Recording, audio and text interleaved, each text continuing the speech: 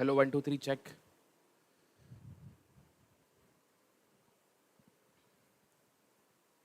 Hello everyone, स्वागत है आप सभी लोगों का टीचिंग परीक्षा के आज के इस वीडियो में, जहां हम लोग साइंस की जो है मिनी मैराथन आज करने वाले हैं। बहुत सारे क्वेश्चन जो है बीपीएससी के हम लोग साइंस के आज करने वाले हैं। तो आई होप आप सभी को बहुत ही ज्यादा मजा आने वाला है आज की इस सेशन में। बहुत सारे क्वेश्चंस करेंगे बीपीएससी टीआरई 2.0 और प्रीवियस वाले जो क्वेश्चन है बहुत जो सारे कि आपके एग्जाम्स में पूछे जा सकते हैं। तो जल्दी जल्दी से मुझे सभी लोग कमेंट बॉक्स में कमेंट करके बता देंगे क्या मेरा वॉइस और ऑडियो क्लियर है। सभी लोगों को गुड आफ्टरनून, गुड मॉर्निंग। जो अभी जागा है उसके लिए गुड मॉर्निंग, और जो अभी अभी जुड़े हैं उनके लिए गुड आफ्टरनून। चलिए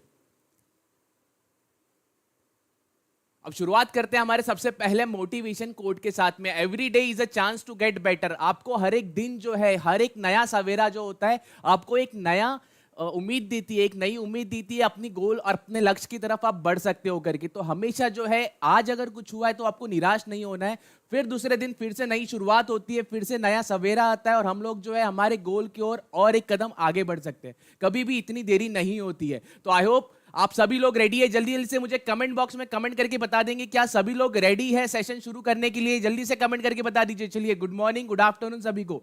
तो चलिए शुरुआत करते हैं हमारे पहले प्रश्न के साथ, जो कि बीपीएससी टीआरई 2.0 का साइंस में पूछा जा चुका क्वेश्चन है। पूछा है क्वेश्चन में कि भाई पेंसिल लीड बनने के लिए किस पदार्थ का उपयोग किया जाता है। जल्दी से सभी लोगों के मुझे कमेंट बॉक्स के अंदर कमेंट चाहिए। सभी लोग मुझे कमेंट करके बताएंगे कि क्या इसका करेक्ट आंसर है, कि भाई सल्फर है, सिलिकॉन है, ग्रेफाइट है, या एक से अधिक है, या फिर नन ऑफ द अबव है। जल्दी से सभी लोग मुझे कमेंट करके आंसर बताते रहेंगे क्या इसका करेक्ट आंसर है।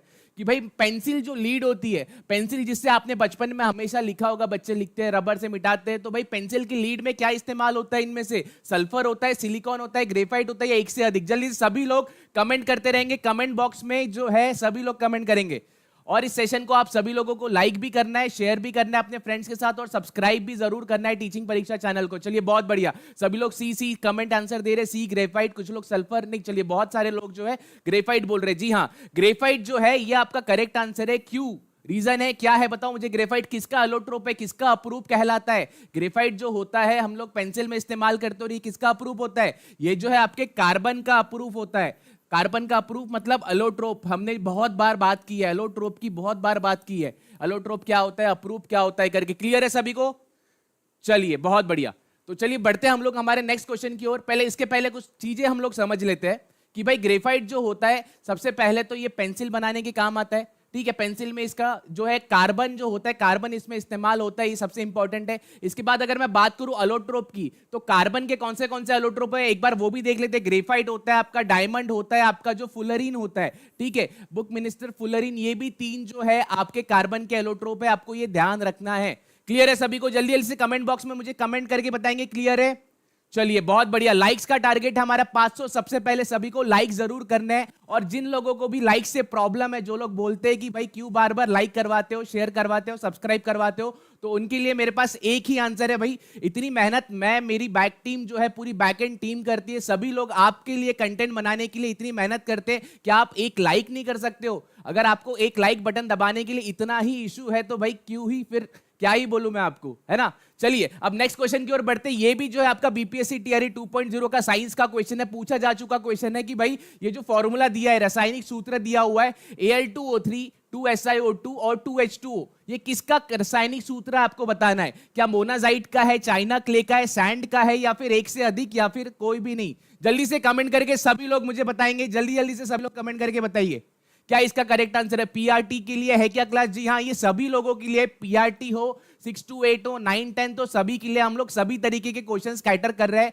बीपीएससी की भी जो क्वेश्चंस है 6 to 8 9 10 सभी लेवल के क्वेश्चंस हम लोग जो है इस सेशन में करने वाले हैं। क्लियर है सभी को? चलिए बहुत बढ़िया। लाइक्स के बहुत करीब है, 422 है। आप लोग 500 लाइक्स पहले टारगेट पूरा कर दीजिए। और सभी लोगों के आंसर्स मुझे कमेंट बॉक्स में चाहिए। B B B B B सभी लोग बता रहे कि चाइना क्ले जो है चीनी मिट्टी होती है करके। जी हाँ, इसका जो करेक्ट आंसर है वो है आपका चीनी मिट्टी, चाइना क्ले ही होता है। चाइना क्ले ही इसका जो केमिकल रासायनिक सूत्र जो है ये पूरा चाइना क्ले का ही है। ठीक है, चलिए एक बार देख भी लेते हैं पूरा जो है आंसर क्या है एक्चुअल में। चाइना क्ले कैसा होता है? ये एल्यूमिनियम जो होता है आपका, एल्यूमिनियम जो है उसका और क्या होता है, केओलिनाइट होता है। केओलिनाइट जो है इसका जो है आपका ओर होता है। ओर का मतलब आपका आयस्क जो है ना, ऐसा होता है एल्यूमिनियम का बेसिकली केओलिनाइट, और इसी से जो है आपका जो है केमिकल कंपोजिशन इसका ये पूरा होता है। और केओलिन या फिर इसी से बनता है केओलिन या फिर चाइना क्ले भी कहा जाता है, चाइना क्ले की जगह काओलिन भी कहा जा सकता है, आपको ये चीज ध्यान रखना है। क्लियर है? चाइना क्ले से आपने देखा होगा बहुत सारी चीनी मिट्टी से जो हम लोग बर्तन वगैरह बनते हैं, या फिर आपके जो इंस्ट्रूमेंट्स वगैरह बनते हैं, या फिर बोल सकते हो कि आपके जो सजावट के जो चीजें बनती है चाइना क्ले से बनती है। क्लियर है? चलिए अब आगे बढ़ते हैं। मोनोजाइट जो है, मोनोजाइट भी एक जो है इंपॉर्टेंट रिसोर्स है, थोरियम वगैरह जो होता है, ठीक है, एटॉमिक मिनरल है बेसिकली। मोनोजाइट जो होता है क्या परमाणु का खनिज है वो, उसमें से थोरियम सीरियम वगैरह जो है ये सारे एलिमेंट्स तत्व आपको मिलते हैं, ये भी एक पॉइंट आपको ध्यान रखना है। क्लियर है? चलिए अब आगे बढ़ते हैं हम लोग नेक्स्ट क्वेश्चन की ओर। अगर आपको 3 परख नलियां दी गई है, ध्यान से समझना, सभी के आंसर्स मुझे कमेंट बॉक्स में चाहिए। अगर आपको 3 परख नलियां दी गई है, उनमें से एक में आसुत जल है, आसुत जल है आपका, और अन्य 2 में जो है एक में अम्लीय विलयन है और दूसरे में जो है क्षारीय विलयन है, इनमें से किस में लाल लिटमस पेपर नीला हो जाएगा पूछा गया है। रेड लिटमस पेपर जो रहेगा वो नीला हो जाएगा, रेड लिटमस पेपर नीला हो जाएगा, आपको ये बताना है। सबसे पहले क्या है? आसुत जल, मतलब आपका प्योर वाटर, यहाँ पे प्योर वाटर है आपका, ठीक है, शुद्ध जल, आसुत जल जो है डिस्टिल वाटर, प्योर वाटर। इसके बाद यहाँ पे एसिड है और यहाँ पे जो है बेस है। तो आपको बताना है कमेंट करके किसमें जो है आपका लाल लिटमस पेपर जो है नीला हो जाएगा। आसुत जल में होगा, अम्ल में होगा, क्षार में होगा, या एक से अधिक, या कोई भी नहीं। जल्दी से कमेंट करके सभी लोग मुझे कमेंट बॉक्स में आंसर देंगे। चलिए Parveen ji, thank you so much, आप जो इतनी तारीफ कर रहे हैं, पर मुझे सभी के कमेंट्स, ये गलत होगा कोई प्रॉब्लम नहीं, गलत होने के बाद, कंसेप्ट समझने के बाद आपको सही आंसर जरूर देना है। चलिए बताइए जल्दी से, सब लोग बी बोल रहे हैं, कुछ लोग सी बोल रहे हैं, कुछ लोग बेस बोल रहे हैं, कुछ लोग एसिड बोल रहे हैं। चलिए देख लेते हैं क्या इसका करेक्ट आंसर है। ये भी बीपीएससी का ही क्वेश्चन है, 2022 में पूछा गया था। तो देखिए अब सबसे पहले इंपॉर्टेंट बात है कि आपको पता है कि इंडिकेटर क्या होता है, क्या आपका ये बेसिकली इंडिकेटर, सूचक क्या होते हैं। लिटमस पेपर एक आपका सूचक है। सूचक क्या करता है? आपका रंग जो है बदलकर, खुद का रंग बदलकर वो बताता है कोई भी पदार्थ अम्लीय है या फिर वो क्षारीय है। अब हमने बात की है कि लिटमस पेपर की, तो लिटमस पेपर का जो टेस्ट होता है वो लिटमस टेस्ट होता है, ठीक है। लिटमस पेपर जो है आपका लाइकेन नाम के पौधे से बनता है। अब आप ही लोग सभी लोग आंसर देंगे, कंसेप्ट समझ लो बस 1 मिनट के अंदर।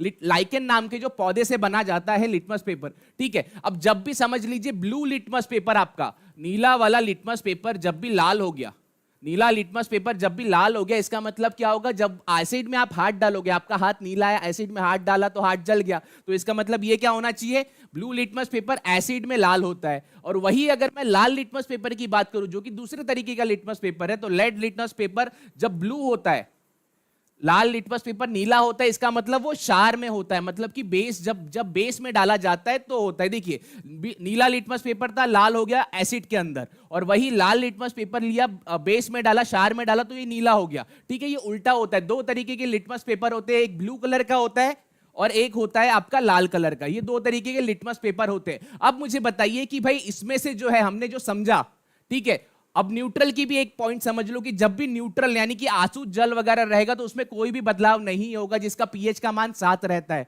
ठीक है। तो ये 3 चीजें इंपॉर्टेंट थी। नीले में डालोगे तो लाल हो जाएगा भाई, अगर एसिड में डालोगे नीला लिटमस पेपर तो हाथ जल जाएगा, मतलब लाल हो जाएगा, और वैसे लाल लिटमस पेपर नीला हो जाएगा जब क्षार में डालोगे। तो इसका क्या करेक्ट आंसर है, जल्दी से मुझे कमेंट करके बताओ। जी हाँ, लाइकेन नाम के पौधे से ही लिटमस पेपर बनता है, तो इसका आंसर जो है वो है सी, क्षार। मतलब लाल लिटमस पेपर जो था आपका नीला बन गया, तो इसका मतलब है कि ये क्षार होना चाहिए, तभी जाके जो है लाल लिटमस पेपर जो है नीला बन जाएगा। क्लियर है? चलिए एक और डायग्राम है हमारी, देखिए नीला लिटमस पेपर था, ये जो है आपका लाल हो गया, इसका मतलब ये जो है आपका एसिड है। और वही अगर मैं बात करूं लाल लिटमस पेपर जब वो नीला बन जाता है किसी भी पदार्थ में डालने के बाद, तो इसका मतलब वो क्षार यानी कि आपका बेस है। क्लियर है सभी को? जल्दी से कमेंट करके सभी लोग बताएंगे, जल्दी जल्दी से जो है लाइक भी पूरे करने हैं और शेयर भी करना है सेशन को। क्लियर है सभी को? चलिए अब आगे बढ़ते हैं हमारे नेक्स्ट क्वेश्चन की ओर कि भाई विच पिगमेंट, इसमें से कौन सा जो पिगमेंट होता है मतलब पौधे में नाइट्रोजन स्थिरीकरण के लिए वर्णक आवश्यक है, बताइए इसमें क्या करेक्ट आंसर। लिगुमिनस जो प्लांट होते हैं, लिजुमिनस जो प्लांट होते हैं, जैसे कि हमारे कह सकते तो दाल का जो है लिजुमिनस, मटर वगैरह जो है उसकी जो प्लांट्स में, इसमें से कौन सा होता है? एंथ्रोसाइनिन होता है, लेगाइमोग्लोबिन होता है, फाइनोसाइनिन होता है, या एक से अधिक, या नन ऑफ द अबव, बताइए जल्दी से कमेंट करके सभी के मुझे कमेंट बॉक्स में आंसर चाहिए, और जल्दी जल्दी से हमने जो है 500 लाइक का टारगेट पूरा कर दिया, अभी 700 लाइक करेंगे हम लोग। सभी लोग एक्टिवली पार्टिसिपेट करिए, कमेंट करिए आंसर्स में मुझे, ताकि मुझे भी पता रहे आपको समझ आ रहा है नहीं समझ आ रहा है। चलिए बहुत बढ़िया, ब्लू एसिड में होता है जी हाँ, चलिए बहुत बढ़िया, पिछले क्वेश्चन का ये आंसर है। अब इसका आंसर बताइए। बहुत से बच्चे जो है बी कमेंट कर रहे हैं, वेरी नाइस, बी कमेंट किया जा रहा है कि भाई आंसर जो है आपका लेगा हीमोग्लोबिन है करके। चलिए अब समझते हैं यही इसका आंसर, और ये समझते हैं कि क्यों है करके, ठीक है। अब एंथ्रोसाइनिन की अगर मैं बात करूं तो आपको पता है लाल कलर का जो पिगमेंट होता है वो इसके लिए रिस्पॉन्सिबल होता है। अब नाइट्रोजन स्थिरीकरण की जो प्रक्रिया है, क्योंकि एटमॉस्फेयर का जो नाइट्रोजन है वो डायरेक्टली तो जो है एटमॉस्फेयर मतलब पर्यावरण के अंदर जो नाइट्रोजन होता है वो जो है पेड़ पौधे डायरेक्टली जो है नहीं ले सकते, तो वो क्या करते हैं, उसको अमोनिया NH4 जो है आपका अमोनिया में जो है उसमें कन्वर्ट करते हैं, और ये जो पूरी प्रक्रिया होती है वो नाइट्रोजन फिक्सेशन की प्रक्रिया कहलाती है, जो कि पूछी जा चुकी है बहुत बार एग्जाम्स में।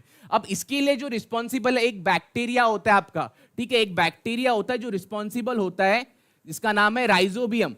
राइजोबियम बैक्टीरिया, राइजोबियम जो होता है वो रिस्पॉन्सिबल होता है आपका इसके लिए कि नाइट्रोजन स्थिरीकरण की प्रक्रिया करने के लिए, ठीक है। तो अब ये क्या करता है, राइजोबियम जो बैक्टीरिया होता है वो इसके जो ये वाला पिगमेंट है वो रिलीज करता है, वो ये वाला पिगमेंट जो आयरन इसके अंदर होता है वो रिलीज करता है, इसी वजह से जो है पूरी नाइट्रोजन फिक्सेशन की पूरी प्रक्रिया होती है। देखिए ये ऐसे कलर का जो है हेमोग्लोबिन दिखता है, लेग हेमोग्लोबिन दिखता है आपको, नोड्यूल्स के अंदर होता है, छोटे छोटे जो नोड्यूल्स होते हैं उसके अंदर। क्लियर है सभी को? जल्दी से मुझे बता देंगे, सभी बता दीजिए कि क्लियर है आपको। जी हाँ, leg haemoglobin exactly correct answer है। चलिए बहुत बढ़िया, अब आगे बढ़ते हैं हम लोग। अब जो एंथ्रोसाइनिन होता है हमने देखा था, डिस्कस किया था, गाजर के दो तरीके के रंग होते हैं, एक होता है आपका नारंगी ऑरेंज होता है, दूसरा होता है आपका लाल कलर का। तो लाल कलर के लिए जो रिस्पॉन्सिबल केमिकल होता है, जो रसायन होता है वो है आपका एंथ्रोसाइनिन, जिसकी वजह से जो है आपका गाजर जो होता है वो लाल कलर का होता है। अगर ऑरेंज कलर का है तो उसके अंदर कैरोटीन होता है, ठीक है, कैरोटीन। अगर ऑरेंज कलर का है तो इसका मतलब कैरोटीन है, और वही अगर लाल कलर का है तो इसका मतलब एंथ्रोसाइनिन है। चलिए बढ़ते हैं हमारे नेक्स्ट क्वेश्चन की ओर। ये भी बीपीएससी में पूछा जा चुका क्वेश्चन है और बहुत से एग्जाम्स में पूछा जाता है, क्योंकि ये नॉर्मल क्वेश्चन है, स्टोमाटा के ऊपर है, रुंद्र के ऊपर, रंध्र के ऊपर आपका जो है ये प्रश्न है कि भाई किसमें परिवर्तन के कारण रंध्र खुलते या बंद होते हैं। आपको पता है रंध्र जो है, स्टोमाटा जो होता है प्लांट के जो लीव्स के ऊपर जो स्टोमाटा होता है, छोटे छोटे स्टोमाटा के पोर्स होते हैं, छोटे छोटे गड्ढे होते हैं, तो वो क्यों खुलते और क्यों बंद होते हैं आपको बताना है। पोजीशन ऑफ न्यूक्लियस, जो न्यूक्लियस कोशिकाओं में जो न्यूक्लियस की स्थिति की वजह से, कोशिकाओं की प्रोटीन संरचना की वजह से, कोशिकाओं में पानी की मात्रा की वजह से, या एक से अधिक या उपयुक्त में से कोई भी नहीं। जल्दी से सभी लोग मुझे कमेंट करके आंसर बताएंगे क्या इसका करेक्ट आंसर है। कमेंट रुकने नहीं चाहिए और चैट रेट हमारा कम नहीं होना चाहिए। सभी लोग जो है मुझे कमेंट करके आंसर बताएंगे क्या इसका करेक्ट आंसर है।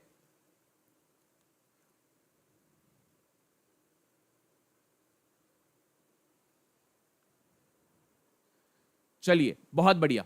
सी अमाउंट ऑफ वाटर के बारे में बहुत से बच्चे बोल रहे हैं कि भाई अमाउंट ऑफ वाटर जो सेल में होता है वो करेक्ट आंसर है करके। जी हाँ, सी आपका करेक्ट आंसर। आप समझते हैं कि सी आंसर आपका करेक्ट क्यों है। देखिए स्टोमाटो का काम क्या है, आपका स्टोमाटो का काम है ये है कि भाई जो भी पानी होता है, देखिए जो भी गैसेस होती है, जो भी गैसेस जैसे हम लोग इनहेल एक्सेल करते हैं तो ये क्या करेगा, ऑक्सीजन बनाता है। ऑफकोर्स है कि भाई प्लांट्स क्या करते हैं, पौधों का काम होता है ऑक्सीजन को बनाना, ठीक है। कार्बन डाइऑक्साइड अंदर लेते हैं और क्या करते हैं, उसको ऑक्सीजन में परिवर्तित करते हैं और ग्लूकोज बनाते हैं, C6H12O6, ठीक है। तो इसके साथ में ऑक्सीजन जब ये आदान प्रदान करता है, ठीक है, गैस का कंट्रोल मतलब आदान प्रदान जो करता है, CO2 से O2 बनाता है, तो ये एक पहला काम है इसका। उसके बाद गैस का विनिमय, उसके बाद जो पानी का संतुलन बनाने का काम जो है ट्रांसपीरेशन की प्रक्रिया करता है, वो ट्रांसपीरेशन मतलब पानी सूखता जो है, ट्रांसपीरेशन की जो प्रक्रिया होती है वो जो है वो भी करता है, इसलिए जल का संतुलन भी करता है। तो ये दो चीजें जो है पूरी सेल्स जो है तो स्टोमाटा का काम है, खुलना और बंद होना इसका इसी वजह से जो है होता है बार बार। ये पूरा स्टोमाटा क्लोज्ड है, पूरा बंद है, ये पूरा खुला है, इसके अंदर से गैसेस निकलेगी और साथ ही साथ इसमें से पानी का जो है आदान प्रदान होगा। ये पूरा इसका, इसके अंदर ये छोटे छोटे न्यूक्लियस होते हैं, क्लोरोप्लास्ट जो नीले ग्रीन कलर के आपको दिख रहे हैं, वैक्यूल होता है, गार्ड सेल्स होते हैं जो बाजू से पूरी प्रोटेक्शन करते हैं। पूरी बाहर की जो है सेल वॉल होती है जो कि केवल आपको प्लांट सेल में मिलेगी, एनिमल सेल में सेल वॉल नहीं होती है, इसमें जो है आपको सेल वॉल मिलती है। क्लियर है सभी को? देखिए इस प्रकार जो है स्टोमाटा बंद चालू होता है, पूरी प्रक्रिया ऐसी होती है। क्लियर है? चलिए अब आगे बढ़ते हैं नेक्स्ट क्वेश्चन की ओर। ये भी जो है आपका जो है बीपीएससी टीआरई 2.0 का क्वेश्चन है, यहां पे लिखा नहीं है पर ये बीपीएससी का ही क्वेश्चन है, बीपीएससी टीआरई 2.0 का ही एक प्रश्न है। बताइए इसमें से क्या करेक्ट है। एक पीढ़ी से दूसरी पीढ़ी में वंशगति के अध्ययन को कहते हैं? बताइए। एक पीढ़ी से दूसरे पीढ़ी में जो इनहेरिटेंस जाता है, मतलब आप अपने बच्चों की तरह दिखते, मतलब आपके बच्चे आपकी तरह दिखते हैं, ये पूरी जो प्रक्रिया है, ठीक है, स्टडी, इसकी जो पढ़ाई है, इसको पढ़ाई को क्या कहा जाता है, आपको ये बताना है कि भाई जेनेटिक्स कहते हैं, आनुवंशिकी कहा जाता है, माइक्रोबायोलॉजी कहा जाता है, साइटोलॉजी कहा जाता है, या एक से अधिक, या कोई भी नहीं? सभी लोग मुझे कमेंट में आंसर बताएंगे क्या इसका करेक्ट आंसर है। कमेंट बॉक्स में कमेंट आते रहने चाहिए, और लाइक्स का टारगेट भी पूरा करना है। 700 लाइक्स एटलीस्ट हमें अभी फुलफिल करना है। सभी लोग लाइक करेंगे, और चैट रेट में मुझे सभी के आंसर चाहिए।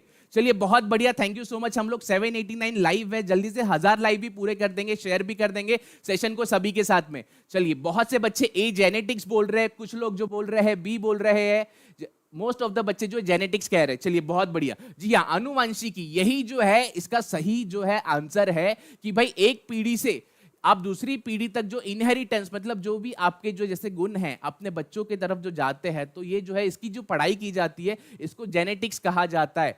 अब और एक इंपॉर्टेंट बात है, जेनेटिक्स तो हमने समझ लिया कि भाई ये एक ब्रांच है बायोलॉजी की, ठीक है, जीव विज्ञान की एक आपकी शाखा है, जिसके अंदर हम लोग संबंधित जो है जनक संतानों में विशेषताएं जैसे जाती है, तो उसके बारे में हम लोग जो है पढ़ते हैं करके, ठीक है। इसके बाद और एक इंपॉर्टेंट है कि जो ट्रेट्स और कैरेक्टर्स होते हैं, अपने मम्मी पापा की तरह गुस्सा होता है, कोई लोग जो है अपने मम्मी पापा की तरह खूबसूरत दिखते हैं, कुछ लोगों के बाल अच्छे होते हैं, ऐसे सारा जो होता है ये इसी की वजह से इसकी पढ़ाई जो है जेनेटिक्स कहलाती है, ठीक है। अब माइक्रोबायोलॉजी क्या है? जो भी सूक्ष्म जीव होते हैं, जैसे बैक्टीरिया है, अलगी है, अलग अलग जो हमारे सूक्ष्म जीव होते हैं, फंगस है, ठीक है, विषाणु है, जीवाणु है, कवक है, प्रोटोजोआ, इसके बारे में जब हम पढ़ते हैं तो इसको माइक्रोबायोलॉजी कहा जाता है। इसकी पढ़ाई को माइक्रोबायोलॉजी कहा जाता है। बैक्टीरियोलॉजी मतलब बैक्टीरिया की स्टडी, ठीक है, वायरोलॉजी मतलब वायरस की स्टडी, और माइकोलॉजी मतलब फंगी जो होता है आपका, ठीक है, उसकी जो कवक की जो पढ़ाई होती है उसको बोलते हैं। पैरासिटोलॉजी मतलब पैरासाइट जो होते हैं उसकी पढ़ाई करते हैं। इम्यूनोलॉजी मतलब आपके इम्यून सिस्टम, ठीक है, आपकी जो इम्यून सिस्टम होती है उसको हम लोग जो है इम्यूनोलॉजी बोलते हैं। क्लियर है सभी को? चलिए, अब आगे बढ़ते हैं हम लोग। इसके बाद अब इस प्रश्न का आंसर आप सभी लोग देंगे मुझे।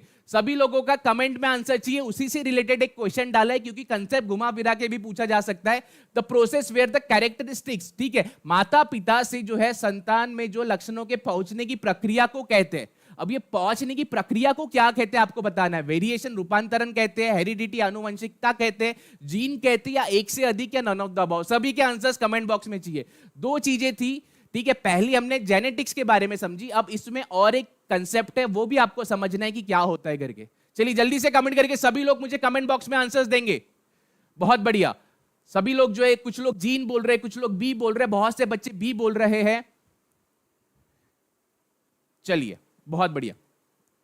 तो इसका जो करेक्ट आंसर है वो है आपकी आनुवंशिकता, ठीक है, आनुवंशिकता। अब यहां पे दो चीजें होती है, आपको ध्यान रखना है कि यहां पे दो चीजें हैं। सबसे इंपॉर्टेंट पहली जो चीज है, आपको ये चीज ध्यान रखना है कि यहां जब भी बात हो, ठीक है, जब भी आपकी बात हो कि हेरिडिटी का मतलब क्या होता है कि भाई अपने जैसे ट्रेड जो ट्रांसफर करना, मतलब आप अपने मम्मी पापा की तरह दिखते हो, ठीक है। देखिए, ये जो है पापा है, ये मम्मी है, ठीक है। ये जो बच्चा है, ये क्या, इसके आंखें अपने पापा की तरह दिख रही है, आंखें जो अपने पापा की तरह, बाल जो अपने मम्मी की तरह है, कान जो अपने पापा की तरह, हाइट जो अपने मम्मी की तरह है।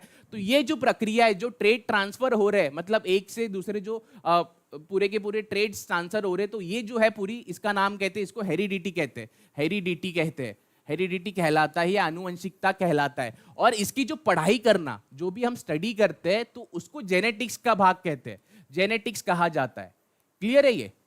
तो हेरिडिटी और जेनेटिक्स में यही फर्क है कि भाई हेरिडिटी मतलब यहां से ट्रांसफर होना, आप यहां से आपके जो गुण आपके बच्चों में गए उसको हेरिडिटी कहेंगे, और उसकी पूरी प्रक्रिया की पढ़ाई करना, इसका मतलब है कि हम लोग जेनेटिक्स कहते हैं। और इसका जो हेरिडिटी का पहली बार किसने वर्णन किया था, ये है ग्रेगर जॉन मेंडल। इंपॉर्टेंट है, ग्रेगर जॉन मेंडल ने जो है हेरिडिटी यानी कि जेनेटिक्स के फादर भी कहते हैं, इसका पूरा जो है वर्णन इन्होंने किया था, फादर ऑफ जेनेटिक्स इन्हें कहा जाता है, ग्रेगर जॉन मेंडल को कहा जाता है। इंपॉर्टेंट पॉइंट है, ये भी चीज ध्यान रखना है। क्लियर है सभी को? जल्दी से कमेंट करके बता देंगे सभी को कंसेप्ट क्लियर हो चुका है कि हमने जो भी समझा, जेनेटिक्स क्या होता है, हेरिडिटी क्या होता है। अब एक बात बच गई वहां पे, जीन। भाई जीन क्या होता है? हम बोलते हैं ना कि पापा मम्मी के जीन सब में आए, तो ये बेसिकली रिलेटेड है डीएनए से। आपका जो डीएनए क्या होता है, deoxy ribo nucleic acid, deoxy ribo nucleic acid, ठीक है। अब डीएनए जैसे हमने देखा था कि ये दो स्ट्रैंडेड होता है, दो तरीके के ऐसे तारे चलती है उसके अंदर, इसको डीएनए बोलते हैं। इसमें पेयर्स होती है अलग अलग, जो इसके अंदर के केमिकल्स है, गुआनाइन है, साइटोसिन, थायामीन और एडेनिन है।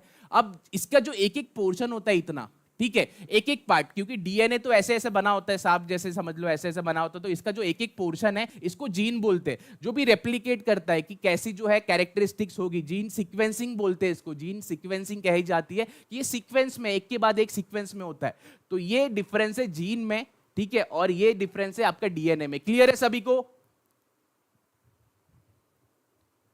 चलिए बहुत बढ़िया, अब बढ़ते हैं नेक्स्ट क्वेश्चन की ओर। ये भी बीपीएससी टीआरई 2.0 का प्रश्न है कि भाई प्रकाश संश्लेषण मतलब आपका जो फोटोसिंथेसिस की जो प्रक्रिया है कि अध्ययन से संबंधित वनस्पति विज्ञान की शाखा है। अब इसमें से कौन सी जो है बॉटनी से रिलेटेड शाखा है, आपको बताना है कि भाई वनस्पति विज्ञान, प्लांट टैक्सोनॉमी कहते हैं क्या भाई, पादप वर्गीकरण कहा जाता है, इकोलॉजी कहा जाता है इसको, प्लांट फिजियोलॉजी कहा जाता है पादप की कार्य की, या फिर एक से अधिक, या फिर कोई भी नहीं। जल्दी सभी लोग मुझे कमेंट करके आंसर बताएंगे क्या इसका करेक्ट आंसर है। चलिए बताइए मुझे क्या करेक्ट आंसर है। बहुत बढ़िया,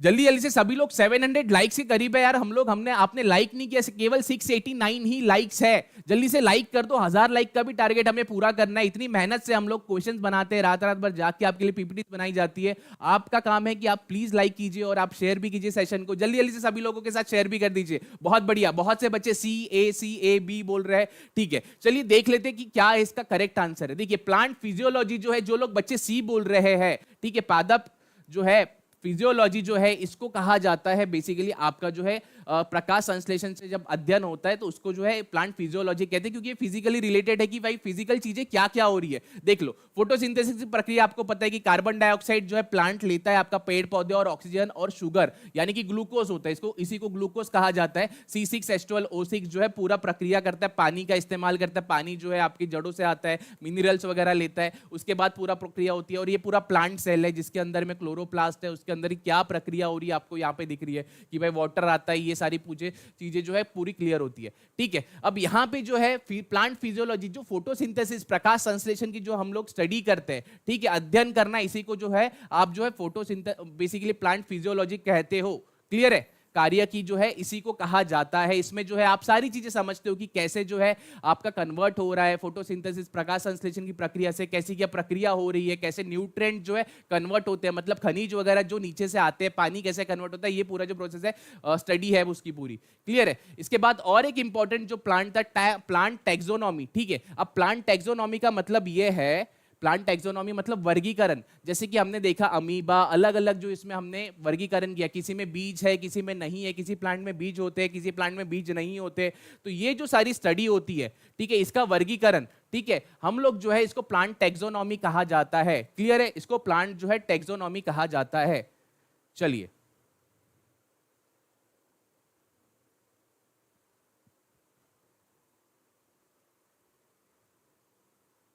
इसको प्लांट टैक्सोनॉमी कहते हैं। चलिए अब आगे बढ़ते हैं। देखिए प्लांट इकोलॉजी एक सिस्टम रह गया। इकोलॉजी क्या होता है कि जैसे कैसे ये एक दूसरे को जो है कम्युनिटी के अंदर खाया जाता है, कैसे इकोसिस्टम में रहा जाता है, कैसे इकोसिस्टम आपका जो है काम करता है, परिस्थिति विज्ञान इसे कहा जाता है। क्लियर है सभी को? चलिए अब आगे बढ़ते हैं नेक्स्ट क्वेश्चन की ओर। पिट्यूटरी ग्लैंड बहुत इंपॉर्टेंट ग्लैंड है। इसके ऊपर प्रश्न है कि भाई ये कहाँ जो है स्थित है, कहाँ लोकेटेड है आपके शरीर के अंदर? आंतड़ी में है, आपके हाथ में, लीवर में है, मस्तिष्क में है, या फिर किडनी के अंदर, या एक से अधिक, या कोई भी नहीं? सभी लोगों के मुझे कमेंट आंसर बॉक्स में चाहिए, कमेंट बॉक्स में जो है आंसर सभी के चाहिए। जल्दी से मुझे कमेंट करके बताओ कि क्या है पिट्यूटरी ग्लैंड। इसको मास्टर ग्लैंड भी कहते हैं, मास्टर ग्लैंड भी कहते हैं, मास्टर ग्लैंड, क्योंकि ये मोस्ट ऑफ द ग्लैंड्स को जो कंट्रोल करने में हेल्प करती है। क्लियर है सभी को? चलिए सभी के आंसर्स मुझे कमेंट बॉक्स में चाहिए। सभी बच्चे जो है डी डी कमेंट कर रहे हैं कि माइंड में होता है, दिमाग के अंदर होता है। चलिए बहुत बढ़िया। आपको पता है पिट्यूटरी ग्लैंड के बारे में, ये जो है छोटी सी होती है, बहुत छोटी है, 1.27 जो mm इसका जो है एक दाना, मटर का जो दाना होता है उसके जितना जो है उसका साइज होता है, बहुत छोटी है बट बहुत काम की है।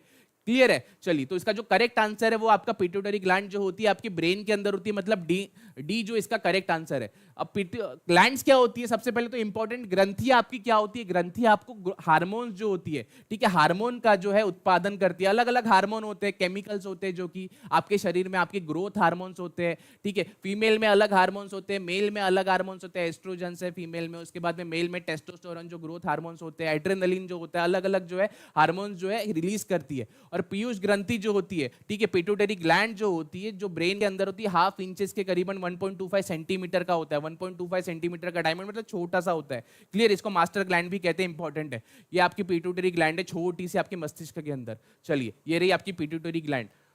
क्लियर है। चलिए अब आगे बढ़ते हैं नेक्स्ट क्वेश्चन की ओर। ये भी बीपीएससी का एक प्रश्न है कि भाई which of the following gases is used, इसमें से कौन सी जो है गैस जो है निम्नलिखित में से इसका उपयोग किया जाता है कि जबरदस्ती फलों को जब हम पकाते हैं, जबरदस्ती फलों को पकाने में किसका इस्तेमाल करते हैं? जल्दी से कमेंट करके बताओ।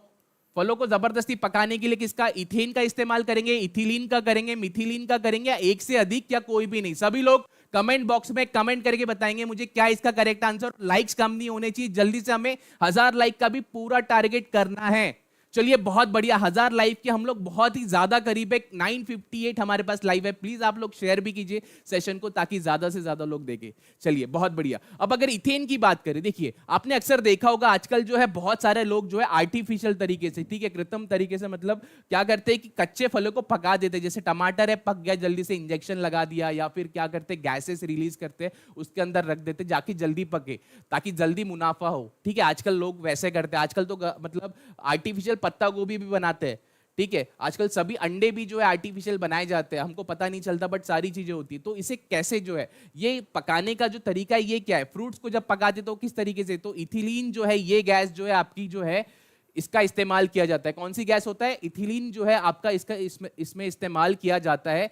इसमें क्या होता है कि भाई C2H4 जो है आपका, ठीक है, C2H4 जो होता है, इसको इथिलीन का रासायनिक सूत्र है ये। इसकी वजह से आपका पूरा जो है फल जो है पूरे पक जाते हैं। ठीक है, कोई भी फल हो, आपका एप्पल हो, ये हो, दूसरे हो, ठीक है। ये इससे क्या होता है, इथेन से क्या बोलते हैं, पॉलीथीन वगैरह बनाते हैं, पॉलीथीन वगैरह बनाया जाता है। इसके बाद अगर मैं बात करूं मिथिलीन, तो ये मेडिसिन के इस्तेमाल में यूज होता है। मेडिसिन वगैरह बनाने के लिए अलग अलग जो मेडिसिन के इसमें इस्तेमाल होता है। आई डोंट नो कि क्यों आज हमारा जो है पीछे से जो है बार बार मिट रहा है। आई थिंक कुछ बुरी आत्माओं का साया दिख रहा है मुझे हमारे स्मार्ट बोर्ड के ऊपर। तो बी इसका करेक्ट आंसर है। चलिए क्लियर है सभी को? बहुत बढ़िया, हम लोग 1000 लाइव पूरे हो चुके हैं। थैंक यू सो मच आप सभी को। और ऐसे ही हमें 1000 लाइक्स भी पूरे करना है जल्दी जल्दी से। आप लोग सभी लोग सपोर्ट कीजिए। मैं ऐसे ही आपके लिए क्वेश्चंस बहुत सारे लेके आऊं। देखिए टमाटर है, इसके अंदर इथिलीन के छोटे छोटे बैग्स डाल दिए जाएंगे ऐसे, जिससे क्या होगा, इथिलीन के बैग्स डालने की वजह से वो जो जल्दी पक जाएंगे। इसका रासायनिक सूत्र क्या है, मैंने जैसे बताया C2H4 जो है इसको, इसका रासायनिक सूत्र, और इसे ही क्या कहा जाता है, फोर्स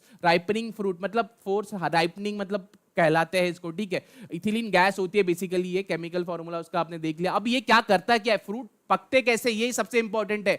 फ्रूट पकते कैसे? जो भी फ्रूट होता है उसमें जब भी इथिलीन के कांटेक्ट में आता है, जब भी इथिलीन गैस उसके अंदर डाली जाती है, तो क्या करता है, ऑक्सीजन के साथ रिएक्ट करता है। सबसे इंपॉर्टेंट, ऑक्सीजन के साथ रिएक्ट करेगा और कार्बन डाइऑक्साइड फॉर्म करता है और पानी फॉर्म करता है। कार्बन डाइऑक्साइड फॉर्म करेगा और पानी जो है बनाएगा। तो इसकी वजह से क्या होता है कि फ्रूट जो है पक जाता है। पूरा इथिलीन की प्रक्रिया पूरी ऐसी होती है। और ये क्या करता है, स्पीड करता है प्रोसेस को, जो पकाने की प्रोसेस है उसको जल्दी जल्दी करता है, प्रक्रिया को तेज करता है। चलिए, ये ऐसे तरीके से इथिलीन राइपनर्स डाले जाते हैं। आपने देखा होगा अगर आपका आम का वगैरह है, या फिर आपके जो सेब के जो बक्से होते हैं उसके अंदर ऐसे डाले जाते हैं। और एक इंपॉर्टेंट बात, अब मिथिलीन के बारे में एक बार डिस्कस कर लेते हैं। मिथिलीन की जो हमने डिस्कस की थी, इथेन तो ठीक है, प्रोड्यूस प्लास्टिक वगैरह बैग मैन्युफैक्चर प्रोड्यूस करते हैं, आपकी बॉटल्स वगैरह जो होती है प्लास्टिक्स होती है, ये इथेन से होता है। ठीक है, प्रोपेन से तो आपको पता है कि घर का जो चूल्हा वगैरह होता है, गैस वगैरह जो, उसकी वजह से होता है। अब मिथिलीन जो होता है, मिथिलीन ब्लू का एक इंजेक्शन होता है। ठीक है, हमने एक बार बात की थी कल या परसों के हमारे लाइव सेशन में कि मिथिलीन ब्लू एक होता है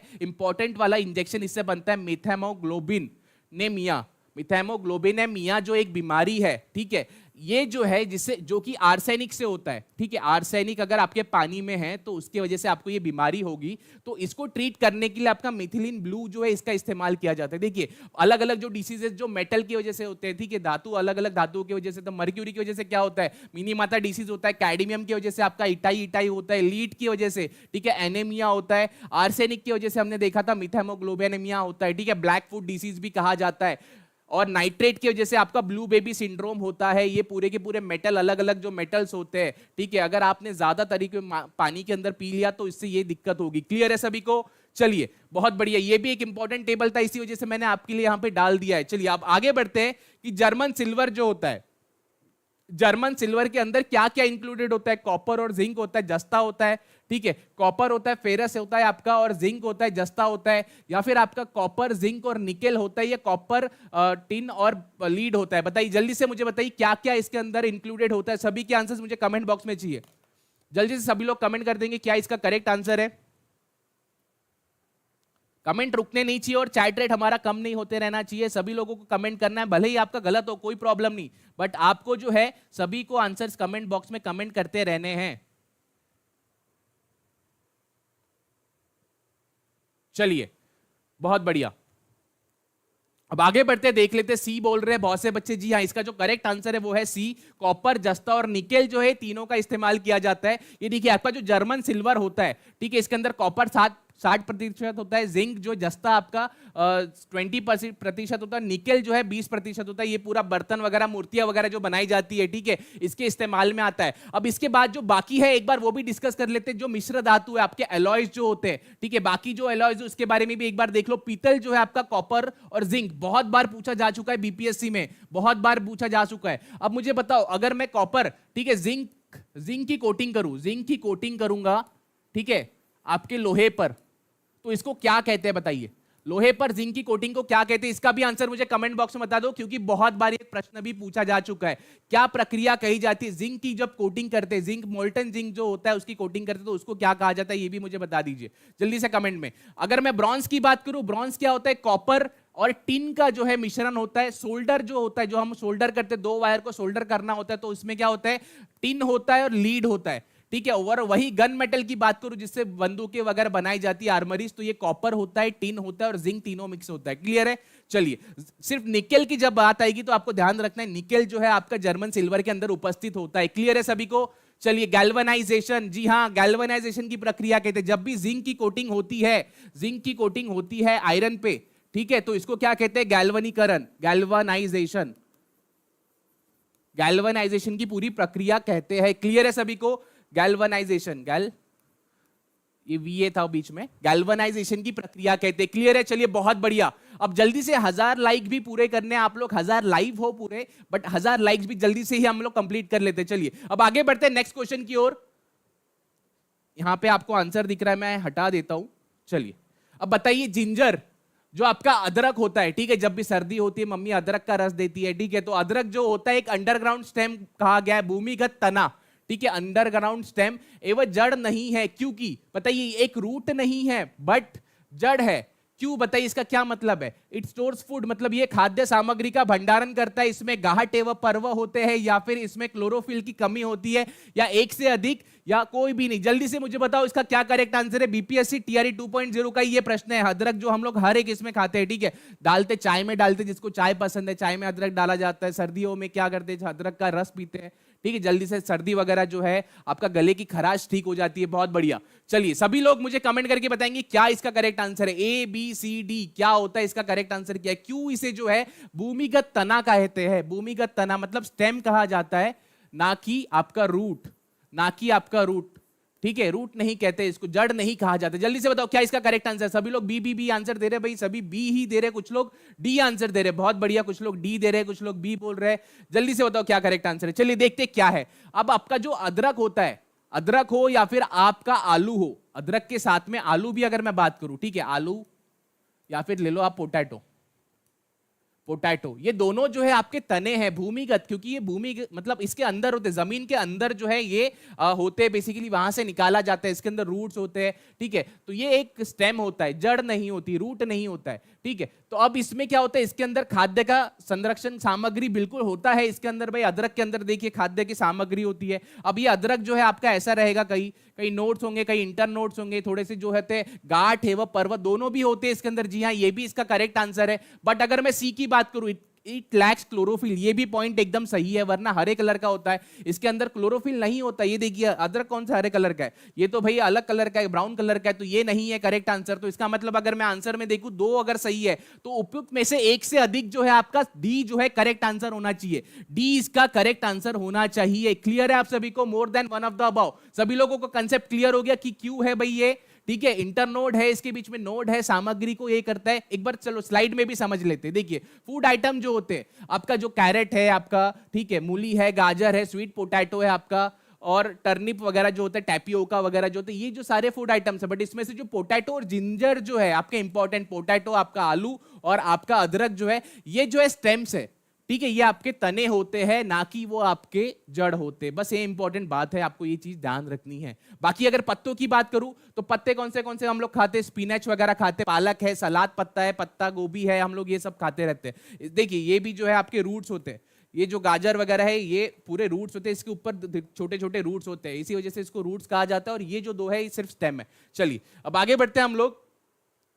इसके अंदर जो है क्लोरोफिल नहीं होता है। चलिए अब बताइए न्यूक्लियस ऑफ एन एटम, ये भी बीपीएससी टीआरई 2.0 का ही क्वेश्चन है कि भाई बहुत सा सिंपल सा क्वेश्चन है, 6 to 8 में पूछा गया क्वेश्चन है ये, ठीक है, 6 to 8 का पूछा गया क्वेश्चन है, ये लेवल का क्वेश्चन पूछा था बीपीएससी ने। Nucleus of the atom is positive, भाई इसका जो है परमाणु के नाभिक में धनात्मक जो होता है, क्यों, क्या होता है इसमें से धनात्मक, क्या due to presence of electron, electron की वजह से होता है, न्यूट्रॉन की वजह से होता है, प्रोटॉन की वजह से होता है, या एक से अधिक, या नन ऑफ द अबव। जल्दी से बताओ किसकी वजह से जो है न्यूक्लियस नाभिक जो होता है पॉजिटिव होता है। सभी लोग मुझे कमेंट करके आंसर बताते रहेंगे, जल्दी से बताइए कि क्या इसका करेक्ट आंसर है। बहुत बढ़िया, हम लोग 1000 लाइव के बहुत ज्यादा नजदीक है। सभी लोग लाइक भी कर देंगे सेशन को और शेयर भी कर दीजिए अपने फ्रेंड्स के साथ में। चलिए बहुत बढ़िया, बहुत से बच्चे बी बोल रहे, कुछ लोग डी बोल रहे, कुछ लोग बी और सी,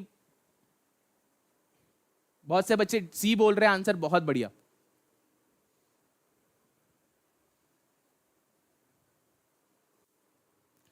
चलिए तो इसका जो करेक्ट आंसर है वो है, मैं एक्सपेक्ट कर रहा हूं आप सभी का जो है सही है, कि भाई प्रोटॉन, प्रोटॉन जो है हमेशा पॉजिटिव चार्ज रहेगा, न्यूट्रॉन में कोई भी आवेश नहीं होता, इलेक्ट्रॉन जो है वो घूमते रहता है, क्योंकि सबसे हल्का मास होता है, इसका मतलब इसमें नेगेटिव चार्ज होता है, और इसी को बीटा पार्टिकल भी कहा जाता है, और कैथोड रे भी कहा जाता है इसको। कैथोड रे एक्सपेरिमेंट में इसकी खोज हुई थी, इसलिए इसको कैथोड रे भी कहा जाता है। कैथोड रे का मतलब ही इलेक्ट्रॉन की कंटिन्यूअस बीम कही जाती है। तो इसका जो करेक्ट आंसर है वो है प्रोटॉन की उपस्थिति की वजह से। जब भी आप देखोगे आपका न्यूक्लियस, एटॉमिक न्यूक्लियस के अंदर, परमाणु के अंदर में क्या होता है, इलेक्ट्रॉन होता है, प्रोटॉन होता है, और आपका जो होता है न्यूट्रॉन।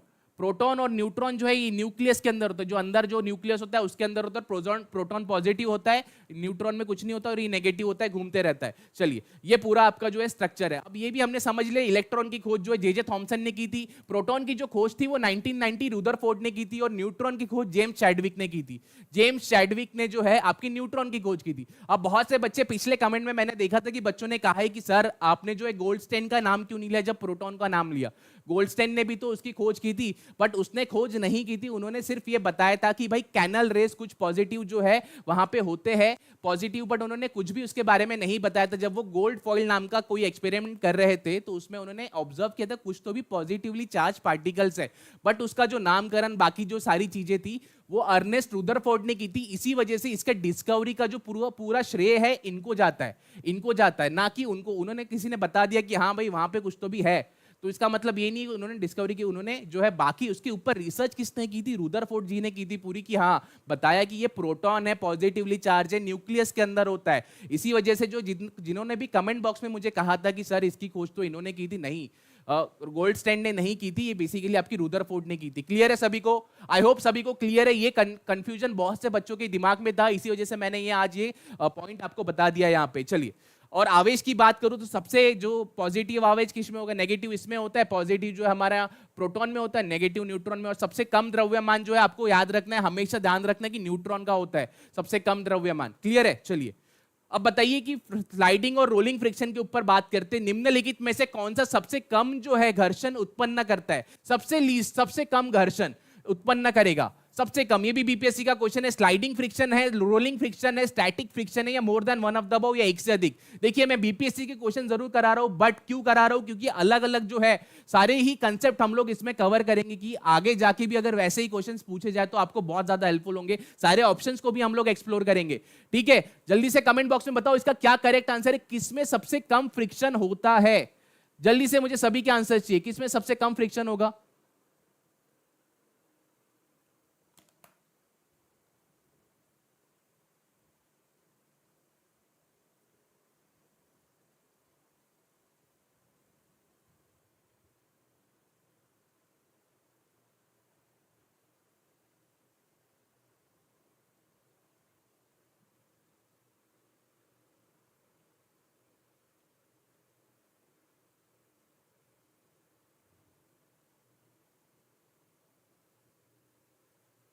जल्दी से मुझे सभी लोग कमेंट करके बताएंगे कि इसमें इसमें सबसे कम फ्रिक्शन होगा।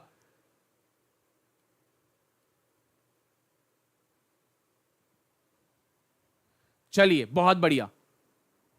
इसमें से सबसे जो कम फ्रिक्शन होता है वो होता है आपका रोलिंग। जो फ्रिक्शन होता है सबसे कम फ्रिक्शन होगा, लीस्ट फ्रिक्शन जो होगा आपका रोलिंग घर्षण होगा हमेशा। अब समझते क्यों, देखिए अब तीन तरीके के फ्रिक्शंस होते हैं, एक होगा स्लाइडिंग फ्रिक्शन, एक होगा स्टैटिक फ्रिक्शन। अब ये रोलिंग फ्रिक्शन स्टैटिक वगैरह है क्या, अब इसको समझते हैं हम लोग एक एग्जांपल के तौर पे। सबसे पहले समझो घर्षण क्या होता है।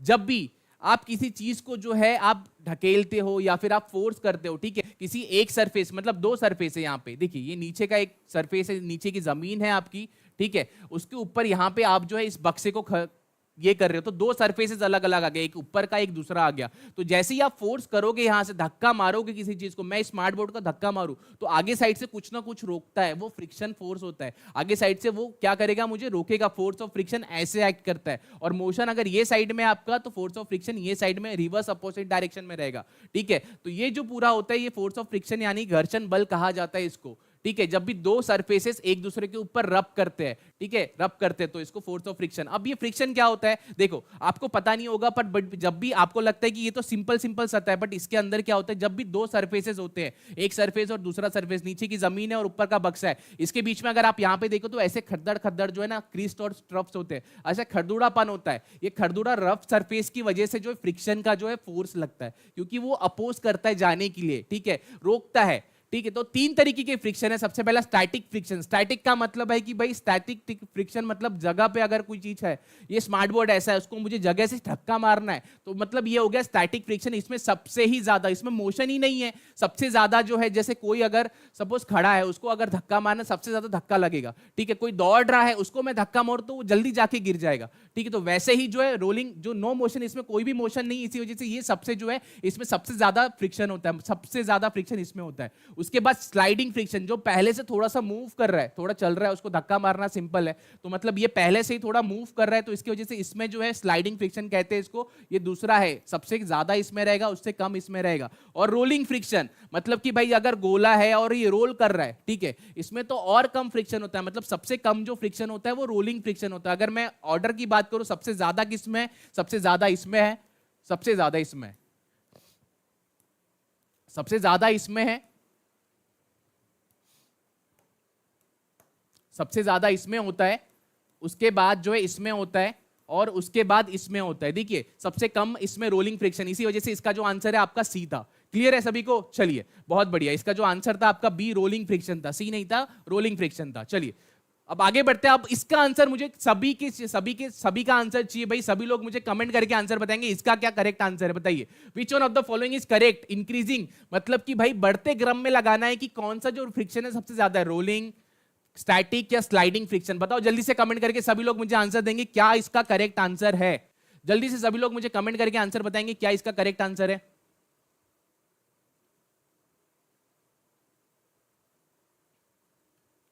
चलिए बहुत बढ़िया, सभी के आंसर्स आते रहने चाहिए, कोई भी कमेंट छूटना नहीं चाहिए, सभी लोगों के आंसर्स मुझे कमेंट बॉक्स में चाहिए।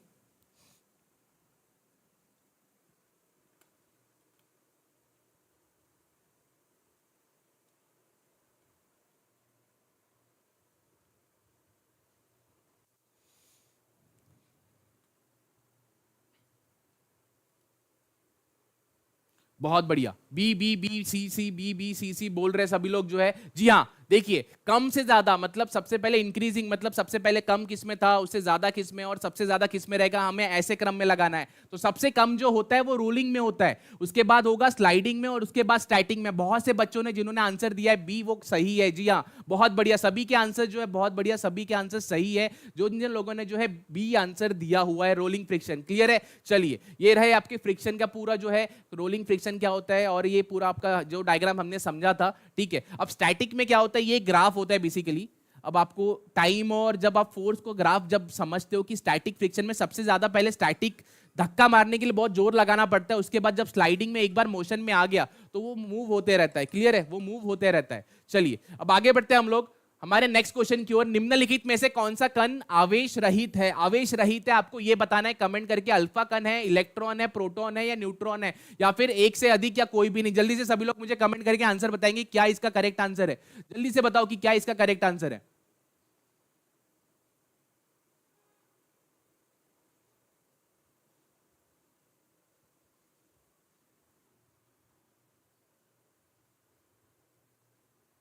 चलिए, जब सभी लोग जो है मुझे बताएंगे इसका क्या करेक्ट आंसर है, जल्दी से सभी लोग कमेंट करके बताओ क्या इसका सही आंसर है। बहुत बढ़िया, C C C C D D C D कर रहे हैं बहुत से बच्चे जो है। देखिए, अल्फा पार्टिकल मतलब हो गया ये पॉजिटिवली चार्ज पार्टिकल, ठीक है, इसी को हीलियम पार्टिकल भी कहा जाता है, हीलियम का पार्टिकल भी कहा जाता है। इलेक्ट्रॉन जो होता है हमने देखा था नेगेटिव आवेश होता है इसके अंदर में। अगर मैं बात करूं न्यूट्रॉन की, न्यूट्रॉन में कौन सा चार्ज होता है, प्रोटॉन में पॉजिटिव चार्ज होता है, और न्यूट्रॉन एक एकलौता है जो न्यूक्लियस के अंदर होता है, परमाणु के अंदर आपके जो उसके अंदर नाभिक के अंदर, और इसके अंदर कोई चार्ज नहीं होता है। तो इसका आंसर जो है न्यूट्रॉन है। एक्सपेक्ट कर रहा हूं सभी के आंसर सही थे। चलिए अब आगे बढ़ते हैं हम लोग नेक्स्ट क्वेश्चन की ओर। ये रहा प्रोटॉन, न्यूट्रॉन, और इसकी डिस्कवरी किसने की थी, चैडविक ने की थी आपकी जो है इसकी डिस्कवरी जो है। चलिए अब आगे बढ़ते हैं। परमाणु रिएक्टर में निम्नलिखित में से किसका ईंधन के रूप में प्रयोग किया जाता है, ईंधन के रूप में किसका प्रयोग किया जाता है, जल्दी से मुझे कमेंट करके बताओ कि परमाणु रिएक्टर, न्यूक्लियर रिएक्टर जो होते हैं उसमें जो है आपका किसका प्रयोग किया जाता है। कोयला यूज करते हो, आपको रेडियम यूज करते हो, डीजल यूज करते हो, या फिर यूरेनियम का इस्तेमाल करते हो, बताइए मुझे किसका जो है इस्तेमाल करते हैं आप लोग परमाणु रिएक्टर के अंदर में।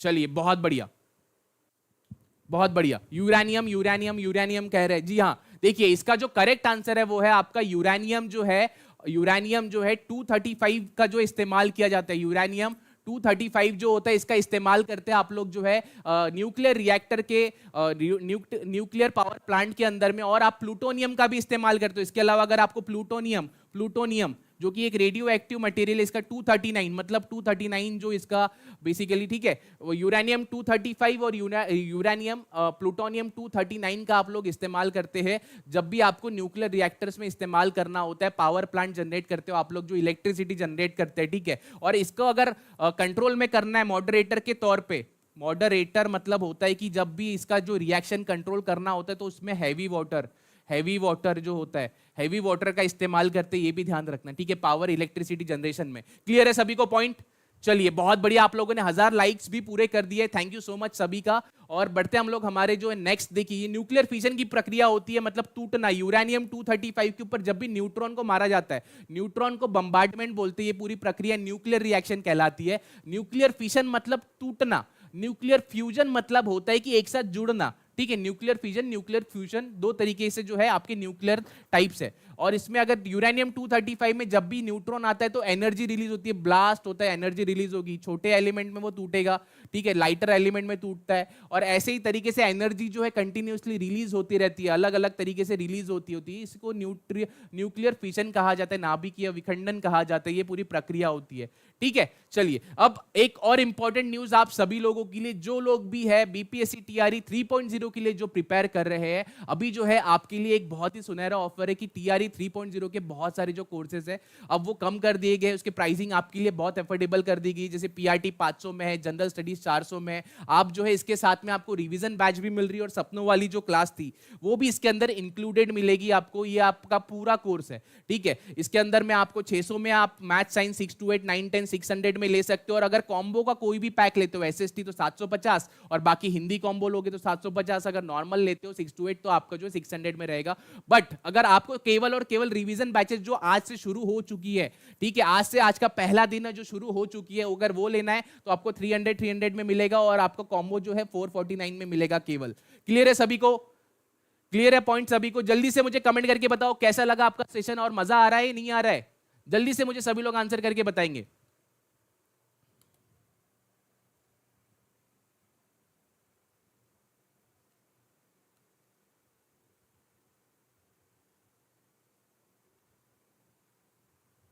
चलिए बहुत बढ़िया।